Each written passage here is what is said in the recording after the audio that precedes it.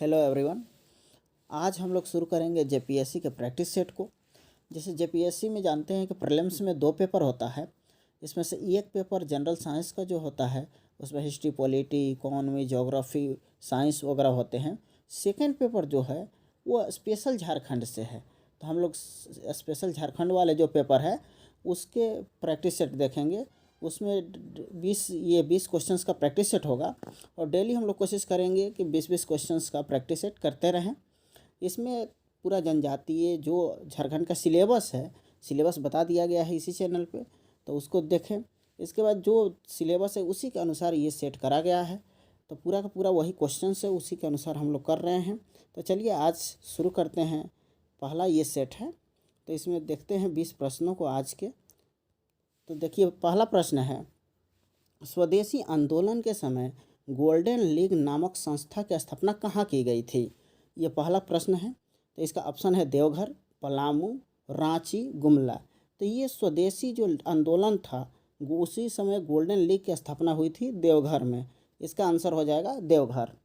अब दूसरा क्वेश्चन है, 1857 ईस्वी के सिपाही विद्रोह के दौरान कहाँ से तलाशी के दौरान अंग्रेज़ों को हथियार एवं गोला बारूद मिले थे? तो ये क्वेश्चंस 1857 की क्रांति से है। तो देखेंगे झारखंड में 1857 की क्रांति जो हुआ था वो रोहिणी ग्राम से हुआ था, तो इसका आंसर वही हो जाएगा, रोहिणी ग्राम। तीसरा क्वेश्चन है, किसने 1817 ईस्वी में रांची में 1917 में माफ़ कीजिएगा अंजुमन इस्लामिया एवं मदरसा इस्लामिया की नींव रखी थी? तो किसने रखी थी 1917 में? तो इसका आंसर जो होगा मौलाना अबुल कलाम आज़ाद, ये रखे थे न्यू अंजुमन इस्लामिया और मदरसा इस्लामिया की। अगला क्वेश्चन नंबर 4 है, बिरसा मुंडा आवास योजना किस वर्ग के लिए है? तो ये आदिम जनजाति, देखेंगे झारखंड में 8 आदिम जनजातियां हैं, तो ये आदिम जनजातियों के लिए है, तो इसका आंसर हो जाएगा आदिम जनजाति। क्वेश्चन नंबर 5 है, परमवीर अल्बर्ट एक्का स्टेडियम किस जिले में स्थित है? तो इसका ऑप्शन है देवघर, खूंटी, जमशेदपुर, गुमला। तो इसका जो आंसर होगा ये गुमला में है। परमवीर अल्बर्ट एक्का स्टेडियम कहाँ है? तो गुमला में है, इसको ध्यान रखेंगे। अगला जो क्वेश्चन है, झारखंड में हॉकी अकादमी कहाँ स्थापित किया गया है? तो झारखंड में हॉकी अकादमी जो है ये रांची में स्थापित किया गया है, ध्यान रखेंगे। हॉकी अकादमी कहाँ है? झारखंड में, रांची में। अबरख के उत्पादन में झारखंड का देश भर में कौन सा स्थान है? पहला, दूसरा, तीसरा, चौथा, तो कौन सा स्थान है? तो ये है पहला स्थान। अबरख के उत्पादन में झारखंड देश में पहले स्थान पर आता है, ये ध्यान रखेंगे। बहुत इंपॉर्टेंट क्वेश्चन है, हो सकता है इस बार देखने को मिले। क्वेश्चन नंबर 8 है, मुक्त वाहिनी सेना के संस्थापक कौन थे? तो इसका जो आंसर होगा ये ठाकुर विश्वनाथ सहदेव, ये जो थे मुक्त वाहिनी सेना के संस्थापक थे। अगला क्वेश्चन है, क्वेश्चन नंबर 9, मुक्त वाहिनी सेना का सेनापति किसे नियुक्त किया गया था? तो मुक्त वाहिनी सेना का सेनापति जो कौन था? तो ये थे गणपत राय। गणपत राय सेनापति थे, उसके संस्थापक थे विश्वनाथ सहदेव जी, तो ये ध्यान रखेंगे। क्वेश्चन नंबर 10 है, वह भी मुक्त वाहिनी सेना से ही है। मुक्त वाहिनी सेना किस स्वतंत्रता सेनानी के संपर्क में थी? इसका आंसर हो जाएगा ए, कुंवर सिंह। मुक्त वाहिनी सेना किसके संपर्क में थी? तो कुंवर सिंह के संपर्क में थी। अगला जो क्वेश्चन 11 है, राज्य लोक सेवा आयोग के अध्यक्ष की नियुक्ति किसके द्वारा की जाती है? ये बहुत इंपॉर्टेंट क्वेश्चन है। तो ये जो नियुक्ति होती है वो राज्यपाल के द्वारा होती है, ये ध्यान रखेंगे। राज्यपाल नियुक्ति करता है लेकिन हटाता राष्ट्रपति है। तो राज्यपाल राज्य लोक सेवा आयोग के अध्यक्ष की नियुक्ति करता है लेकिन उसको हटाया जाता है राष्ट्रपति द्वारा, ये ध्यान रखेंगे। अब क्वेश्चन नंबर 12 है, चतरा युद्ध 2 अक्टूबर 1857 को हुआ था कि प्रमुख विद्रोही नेता कौन थे?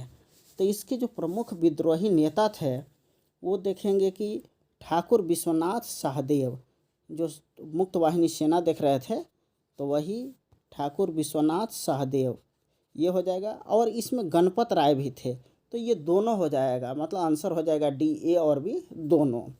अगला देखते हैं। अगला जो प्रश्न है, स्वर्ण रेखा नदी कहाँ से निकलती है? रांची, पलामू, चतरा, साहेबगंज। तो इसका जो आंसर होगा रांची से निकलती है ये। तो स्वर्णरेखा नदी कहाँ से निकलती है? रांची से।